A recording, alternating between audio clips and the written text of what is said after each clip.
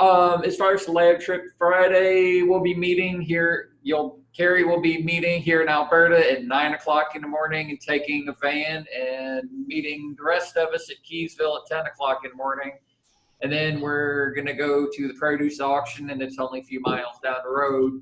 So we'll be there for about an hour. Then we'll go to the high school that's only not too far away from the other thing, and then we'll be there for like an hour, hour and a half, however long, and then we'll come back. I'm going to, in the next few minutes, post all of the dates. I've actually fixed all of the discussion board things before you post them, but I'm like, I really should give you the dates in advance. But it is every other week, every other Friday for the rest up until November 30th being the last one. But I'll have the schedule. I'll have the schedule posted and emailed to y'all before this class is over. So. Otherwise, Ben, we had no problem running your video Monday. Good, good. I was a little concerned about that. YouTube was acting funny for me, so I'm glad it worked out. I know that wasn't probably ideal, but I hope it worked out. Anybody has any questions, just let me know. And I've got the quiz up for the third chapter there, and we'll get that fourth one up today, probably right after class. So those quizzes are available. I did want to talk a little bit about quiz 2, because there were a few things that most everybody missed on there. So I just to let you guys know, if everybody misses something, I'm not gonna, obviously that was a failure on my behalf in properly teaching it to you, so I'm not going to count that against you. So I'm going to have to go in there and adjust those grades. Let me go in here and kind of look and see which questions they were. So one of them was a question about competitive exclusion, and it was a multiple choice question, and basically, it was competitive exclusion is the principle that you fill in the sentence there. In the sentence, the correct answer was 2 different species cannot occupy the same niche living off of the same resource. So I threw you guys some curveballs there. A lot of people selected that all of the answers were correct.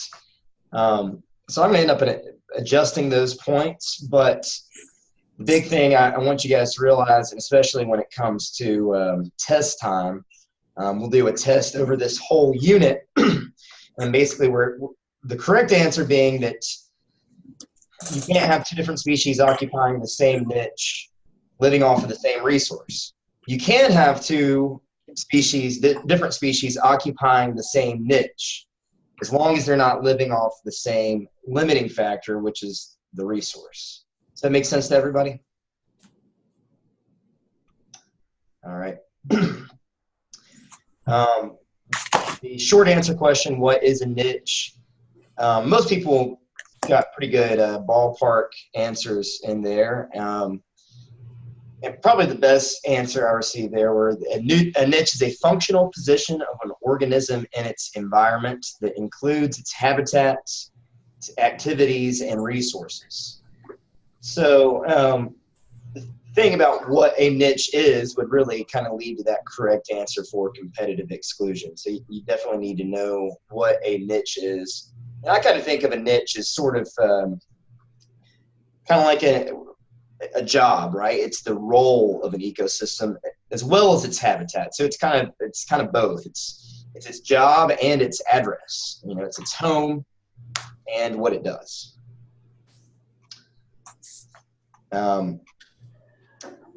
Another true or false question that a couple of people got correct, but most people miss was that the food chain is a proper depiction of the complex web of relationships in ecosystems. And I tried to put a big hint in there. Maybe I should have put that in bold letters.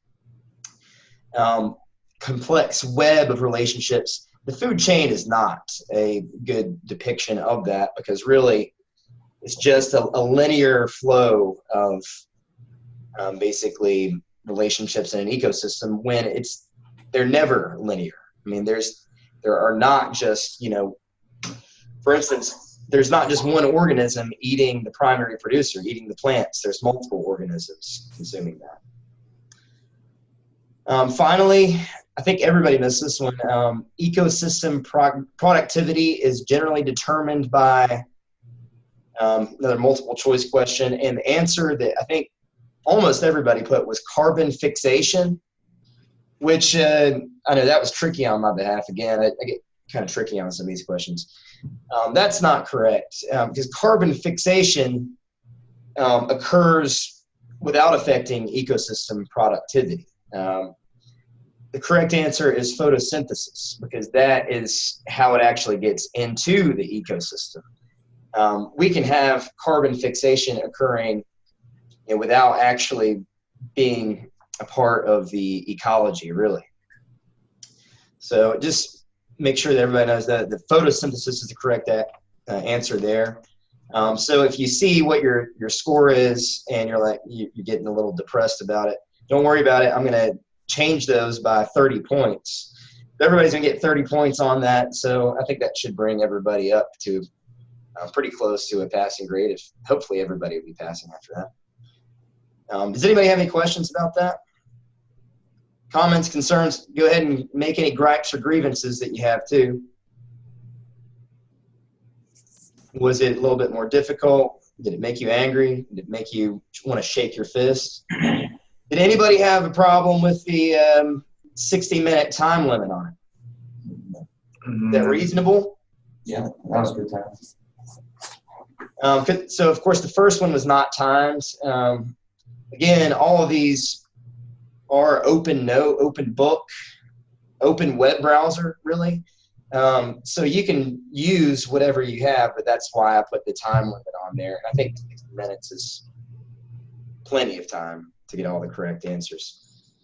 So anyway, before you take that quiz 3, you go back and look at that PowerPoint, pay close attention to the highlights on there in the edited PowerPoint. Again, that quiz 3 is available right now. It's about plants and humans. I'll have quiz 4 up here in just a little bit. And then we'll be pretty close to test time. We're finishing up this unit, and we're finishing it up here with the soils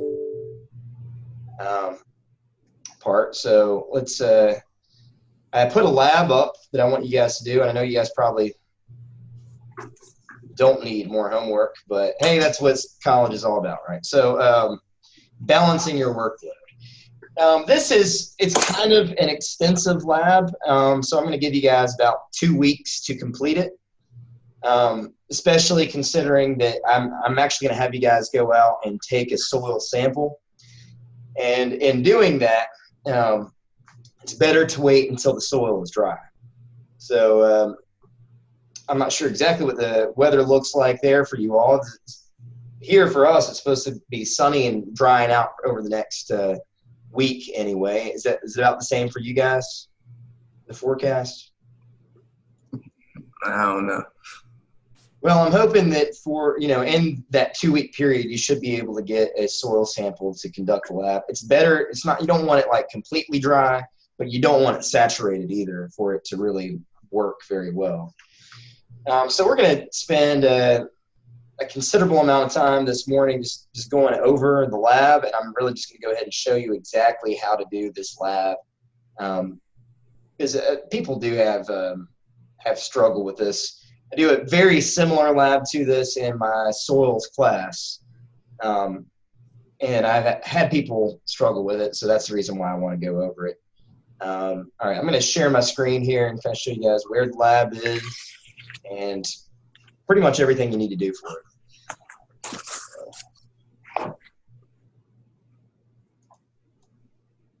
All right, you guys see this, the Blackboard site? Yes. Saying assignments and quizzes at the top. All right, well, if you scroll down, of course, I'm actually going to have to edit this too, because the way I put it up Unfortunately, it doesn't allow you to submit your questions in that field. So I'm gonna alter this a little bit, but we'll go ahead and go over it right now and kind of show you what we're looking at.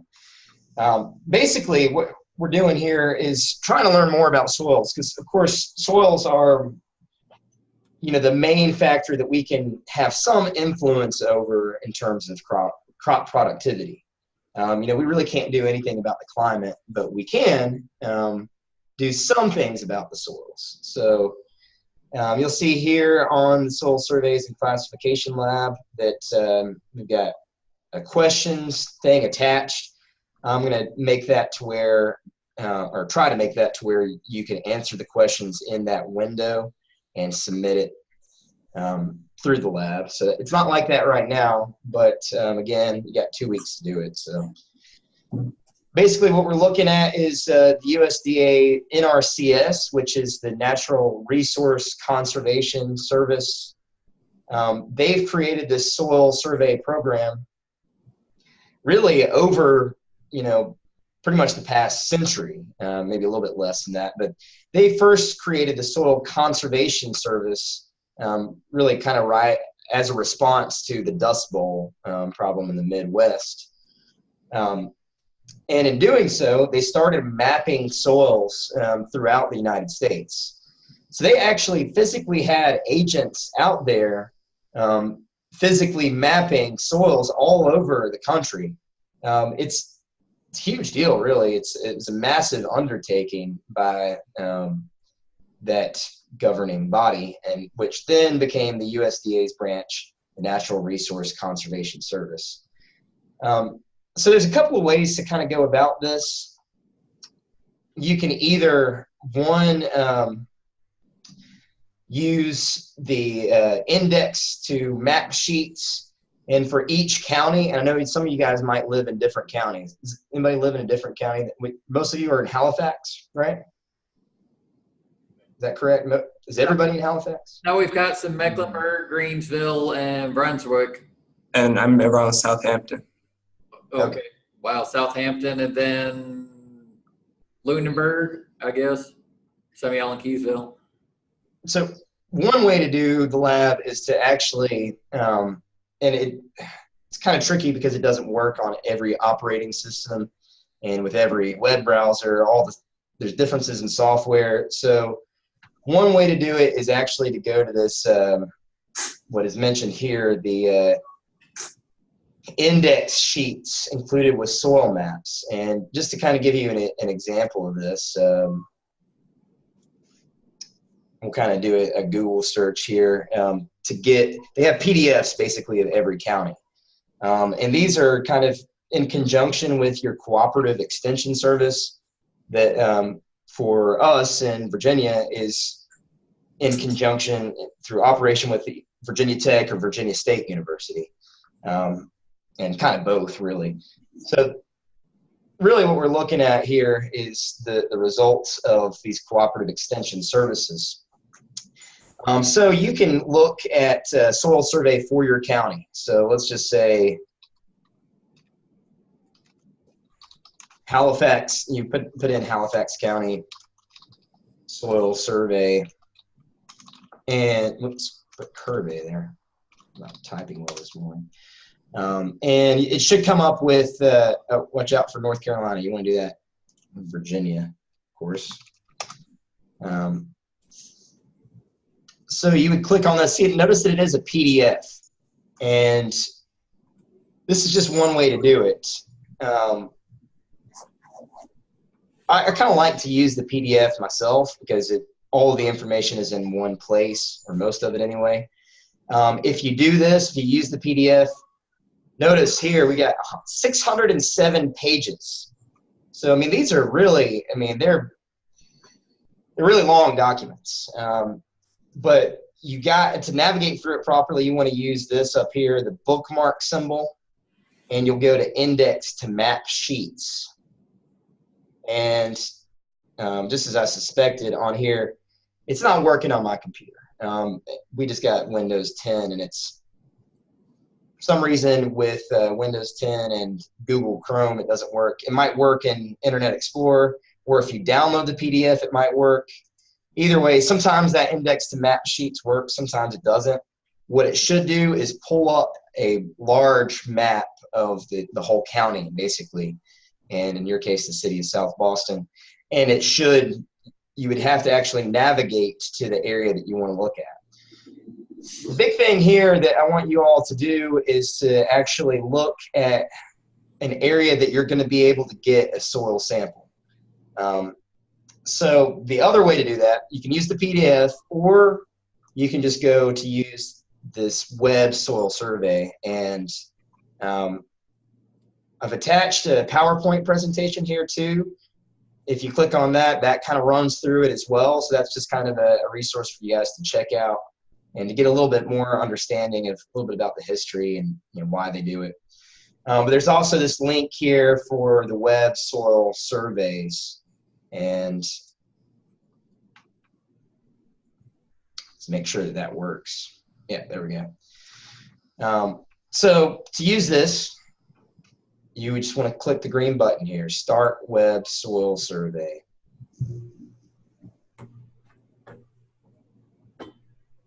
And it might take it a minute to load because it's pretty complex soil map. Again, it's for the entire contiguous United States. I think they even have Alaska and Hawaii that you can look at too if you change this. Yeah, and also Pacific Basin and Virgin Islands. So a couple of different ways to kind of go about this. You can just enter in an address, or you can kind of look on the map. So the tool that defaults is the zooming tool. So let's just try to zoom in kind of here on a wide area here in the Piedmont. And let's see, where are we? Let's just look in the South Boston area here. So again, we're just kind of zooming in, trying to find an area. Of course, if you're going to do this at your home, you can just enter in your address and click view, and it'll take you right to it. For our sake, let's just zoom in on an area. You want to look at this pretty close scale. So it's kind of weird because it doesn't get super accurate the closer you get, but it also doesn't get incredibly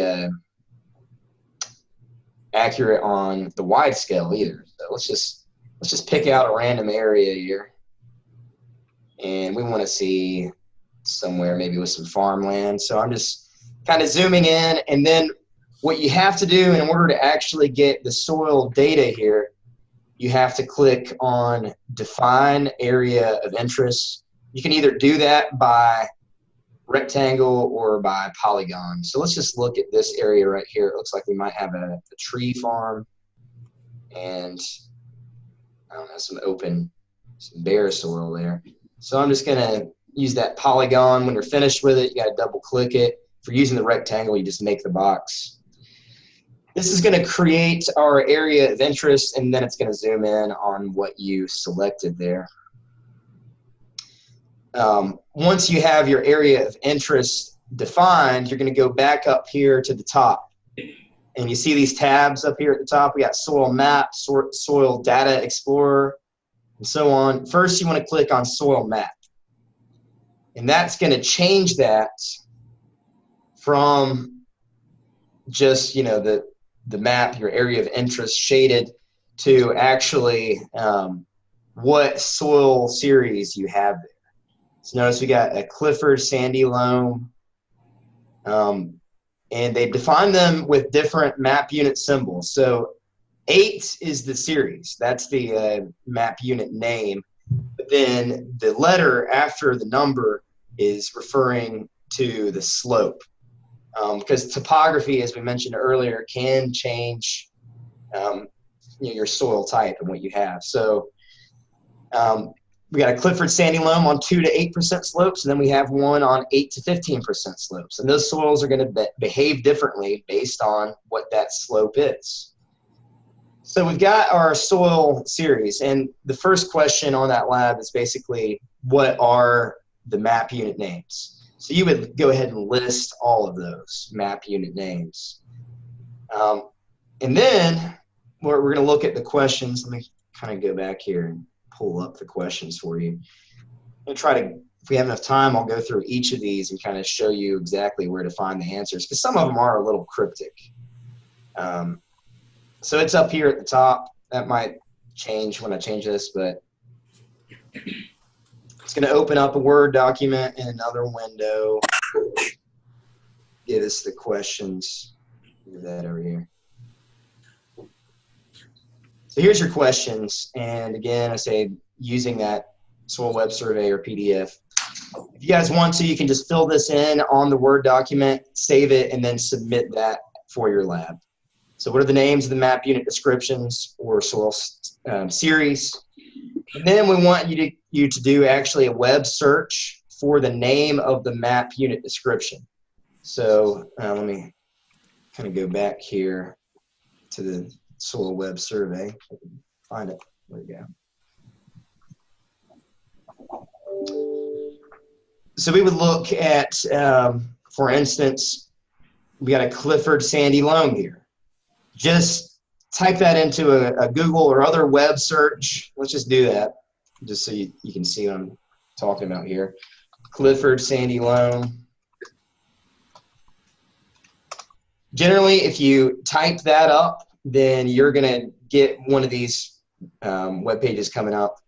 Again, it's part of the USDA. So make sure that, I mean, you feel free to look at other websites, but really we want to look at the USDA's first. So you're going to see official series description, the Clifford series, and then it gives us all kinds of information about it. We got the parent material here. That's a question on there. And for you all, you guys actually have mostly metamorphic rock, but you might also have a little bit of igneous and sedimentary in some of your areas. And I would recommend you guys, just to get a better understanding, although this is not a question on the lab or anything, if you see a question like residuum, for instance, that you don't know what that means, just go ahead and look it up. Find out what some of these words mean. If there's anything on here that you're like, what in the blazes is that? Just do a little web search and find out what the definition is. All the answers are out there. USDA has been really good about making this information really available. So this AP, BA, BT1, BT2, BC, so on, this is all looking at the horizons. So notice they're named a little bit differently than what we talked about in the video that you guys watched on Monday, but A horizon generally are topsoil. When they put AP on there, that means that it's been plowed, basically. It's an agricultural soil. So if you're looking at it in like a forest soil, for instance, it would be a different horizon. It would probably just be an A horizon. And then you might see like an E in there. So look at the horizons there. Also look at the range here of the individual horizons. It will give you things about the color and the texture as well. Lots of information that you can get from your soils that will help you to determine what soils are productive, where you should be able to grow stuff. So lots of information right there. Let's go back to this other question here. So what was the parent material of your soil types? You can see that from that PDF, or that document, the official soil series description. What do you think your soil series is named after? That's actually also pretty much listed right there in that soil series description as well. I think you guys can figure that out. Then we're going to look, these next questions are all going to involve using different tabs. So first, we're going to look at soil health in the Soil Data Explorer. And we're going to look at the fragile soil index and look at the rating of it. And then see if any of your soil types in your site are rated. And then if so, what are the rating reasons? So let's just do that for this site that we're looking at, this random site. So we're going to go up to this tab, Soil Data Explorer. Click that. And we're going to go down here to Soil Health. Click the little double arrow button next to it to open that. And then Fragile Soil Index. And then View Rating. If you want to know more about that, then, you know, how they get these numeric values, what it really means, then just click View Description. And there, I mean, guys, there are loads of information right here about just by clicking View Description. Or also, if you go up here to this main tab of Intro to Soils, that tab right there, tons and tons of information. So this is a tool that you guys should be able to use a lot outside of this lab, of course. So let's look at our fragile soil index ratings. Notice that it's going to shade it right here, different colors. And I believe that this gray shading means that it's not rated. But we have these soil series, the 8, which I think was that Clifford's loam, is rated. So let's see what it is rated. Yeah. Rating reasons. Very low organic matter, weakly structured, moderately high vegetative cover, gently sloping. So all of those go into them actually creating these ratings and what these numeric values are in terms of how they come up with the rating. So pay attention to some of these things. Of course, some of them might not be bad, right? Like moderately high vegetative cover. You'll notice that that's a lower number because that's not contributing as much to the soil being fragile. Or gently sloping. You know, the higher the slope, the more fragile the soil is going to be.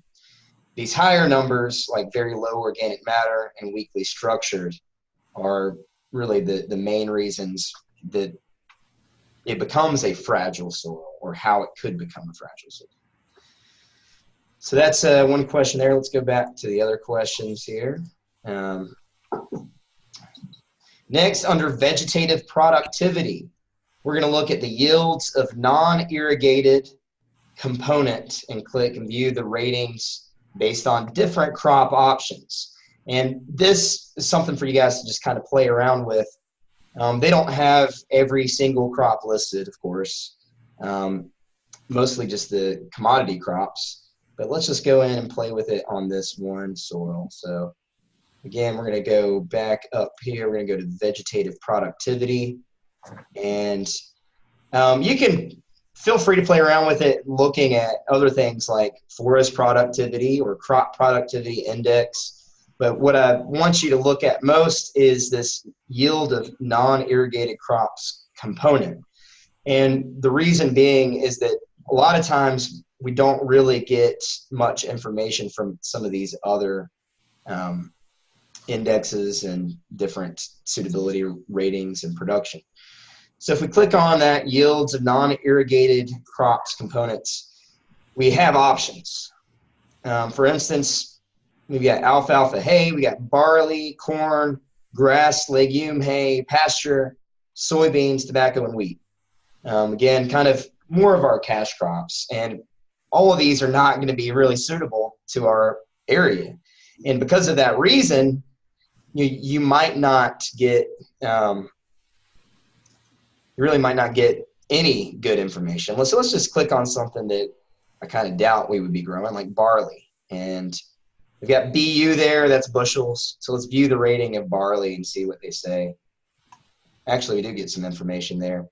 So they have them shaded with different colors. Generally, the more on the blue spectrum is better, whereas the red spectrum, of course, as you might suspect, probably not very good for producing that crop. And let's scroll down and look at what we could expect. So these numbers, of course, as we look here, it's for bushels. So that's bushel per acre. On the Clifford Sandy Loam, we're getting 70 bushels per acre. But on the Halifax Sandy Loam, we're only getting 45. So notice, again, those are the MAP units. That's that 24B. You probably don't want to be growing barley on a Halifax Sandy Loam because you're getting, you know, considerably lower yields than you are on the Clifford Sandy Loam. Does that kind of make sense to people?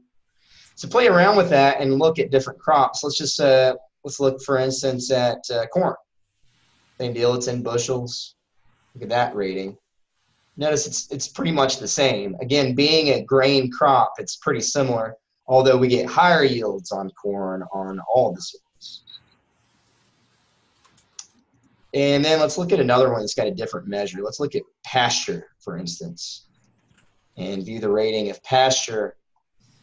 Notice it's, again, we have kind of the same colors. Obviously, that Halifax Sandy Loam is probably not very suitable for very many crops, non-irrigated crops anyway.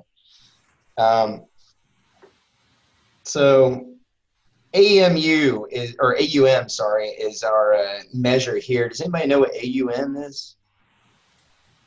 It's kind of, and if you guys see any of these units and they get confusing to you with like, what does 8 AUM mean anyway?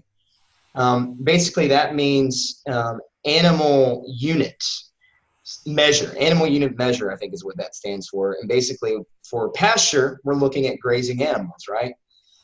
So in that case, they're saying, you know, how many animal units can we support per acre? And that's defined differently for different animals. And, you know, if you were interested in doing some, you know, pasture ranging, you would want to look more into that. Sorry, Yusuf, they don't have a tomato option on there. Although,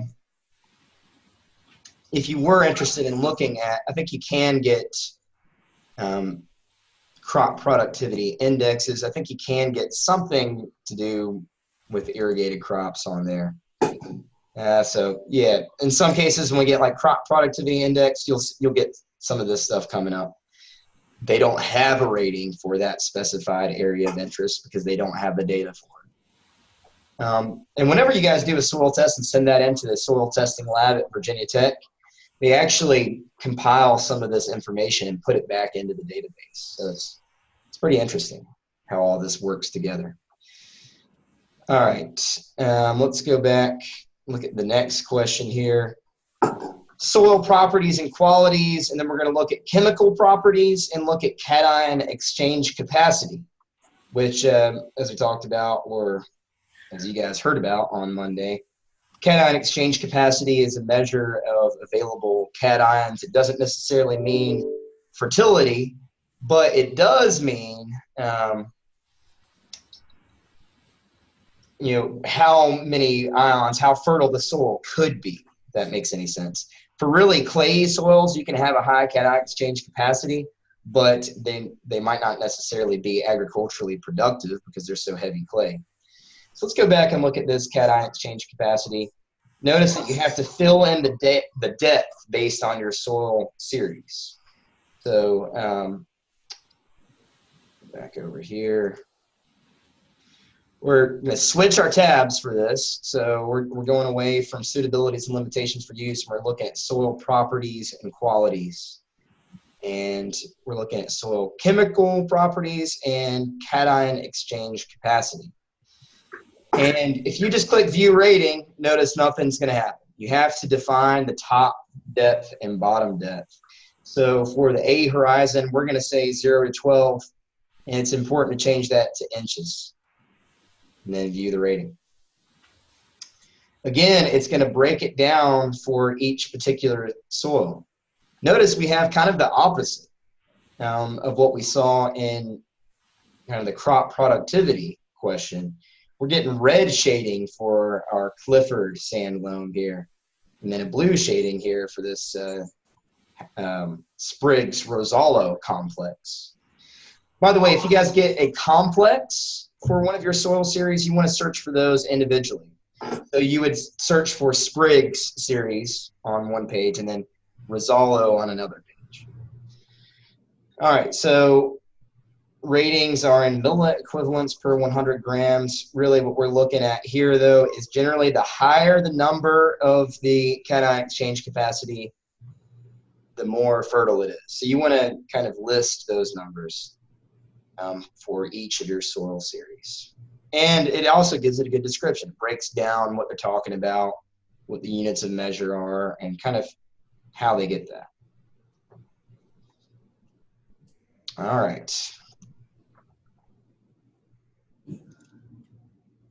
Another one, we're going to look at soil health properties and organic matter and look at your organic matter percentage. So let's do that. Going back here.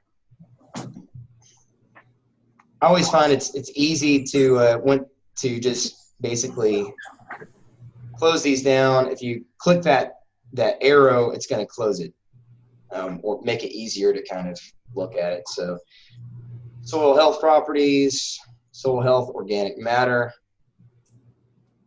Again, we got to look at the range here. So we're going to do 1 to 12 inches. View the rating. And that'll give us a percentage of organic matter.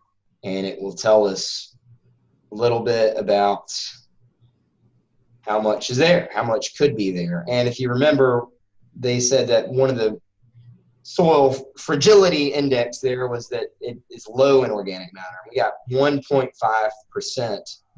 That's pretty low, even though it's shaded blue. And notice that 1.25 is shaded red. So it's just that little drop kind of is the difference in blue and red there. But generally, you know, we can't really get organic matter percentage above 5%. You can get pretty close to it, and you might be able to get 5, but that would be you actually adding organic matter every year. So naturally, in a natural soil, we're not really going to see very high percentage values of organic matter natural. But nonetheless, you want to record that for the lab. And then finally, we're going to look at soil physical properties. And we're going to look down here at percent clay, percent sand, and percent silt. And this is going to lead kind of into the second part of the lab. So first, just look, we're going to do the same. Actually, we're going to do a little bit different. We're going to do 0 to 12 or 0 to 8, whatever you guys want to do for your, and it will change a little bit too. It's going to change based on your depth. So let's just say 0 to 8 inches because most of our crops we're looking about occupying that root zone of about 8 inches of soil. So let's look at the rating here on percent clay for these different soil types. And you really only need to break this down for one of them, and you want to do it where you're going to actually be getting your soil sample. And for you guys, I would recommend that you do that in areas where you plan to have some crop production at some point. That way this lab is extremely practical and useful for you guys on that level. So let's look at what we got. They say our Clifford Sandy Loam, we're looking at 23.3% clay. And interestingly enough, they mark that as blue as being good, whereas a lower clay percentage, they say in this Halifax Sandy Loam is not good.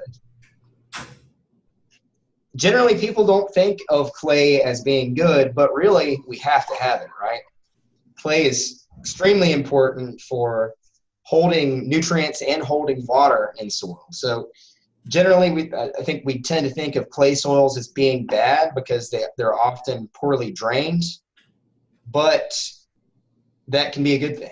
We really want that, kind of pore space. We need it to hold water and we need it to hold nutrients. So record that percentage of clay. Go down, do the same thing with sand and silts. You go to 0 to 8 inches, view rating.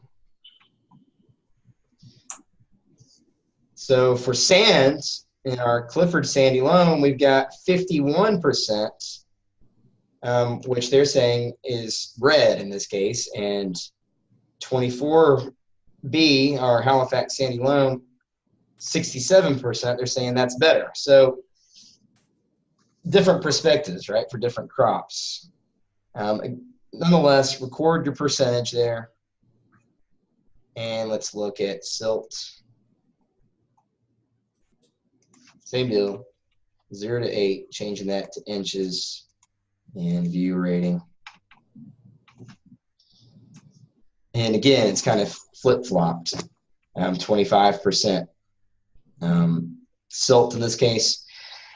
Those three percentages should add up to 100% for your soil series, because we're looking at, basically all with organic matter as well.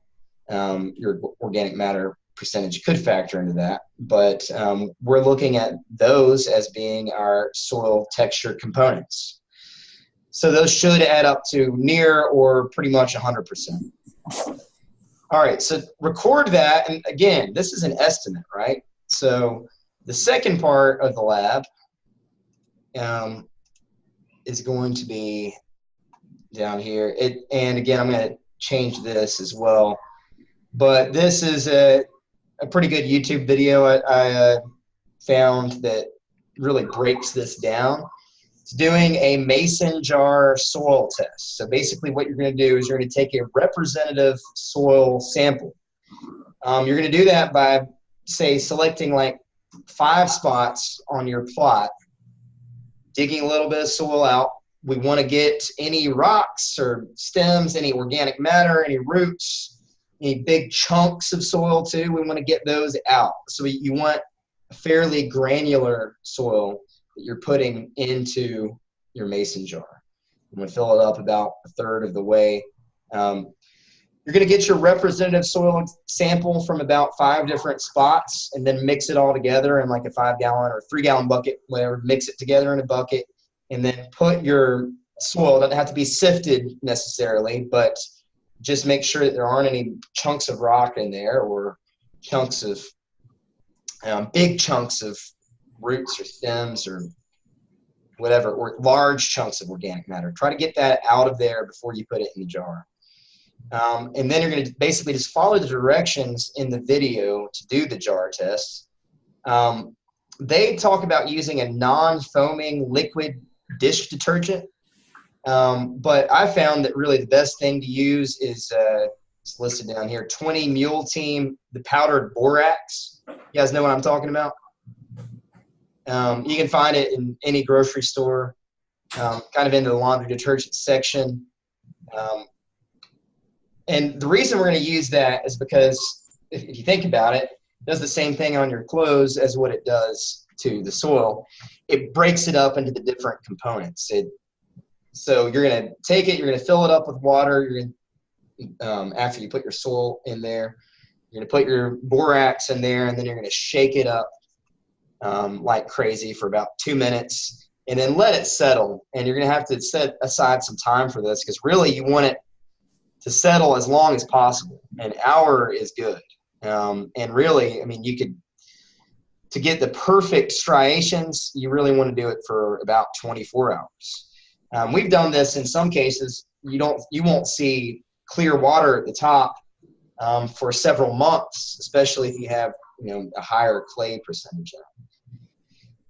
This is going to direct you to show you exactly what your percentages of soil texture are based on this kind of physical soil test. So when you do that, you're going to record the test that you did of your soil sample, and then you're going to compare that to what the soil survey says and see if it's accurate or not. Do you think it's going to be accurate? What do you guys think? I mean, if you think about it, they're surveying large areas. It's probably not going to be completely accurate, but it will be interesting to see. Sometimes it's right on. Sometimes it's way off. So that's our soils lab. And again, kind of set this up for you guys to be very practical and usable for you. And again, finally, I will change this to where it's a little bit more easier to navigate and actually upload your lab. Again, we're going to put a 2-week deadline on that, so you got plenty of time to do it.